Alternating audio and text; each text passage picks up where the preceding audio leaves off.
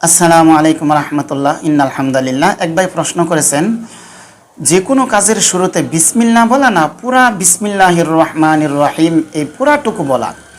আসলে আল্লাহ রসুল সাল্লাল্লাহু আলাইহি সাল্লামের হাদিস দ্বারা স্পষ্ট প্রমাণিত, রসুল সাল্লাল্লাহু আলাইহি সাল্লাম যেই কাজের শুরুতে শুধু বিসমিল্লাহ বলতে বলেছেন সেই কাজে শুধু বিসমিল্লাহ বলা। যেমন সহিহ বুখারীতে আসছে 5376 নম্বর হাদিস, আল্লাহ রসুল সাল্লাল্লাহু আলাইহি সাল্লাম যখন খানা খাইতেন তখন বিসমিল্লাহ বলে খানা শুরু করতেন। এই ক্ষেত্রে আমরা বিসমিল্লাহির রহমানির রহিম পুরাটা বলার প্রয়োজন নেই। তবে কিছু কিছু ক্ষেত্রে রসুল সাল্লাল্লাহু আলাইহি সাল্লাম বিসমিল্লাহির রহমানির রহিম পুরাটা বলছেন। যেমন রসুল সাল্লাল্লাহু আলাইহি সাল্লাম যখন চিঠি লিখতেন তখন বিসমিল্লাহির রহমানির রহিম এই শব্দটুকু পুরাটা বলতেন। চিঠির শুরুতে বিসমিল্লাহির রহমানির রহিম এটা পুরাটা বলতেন।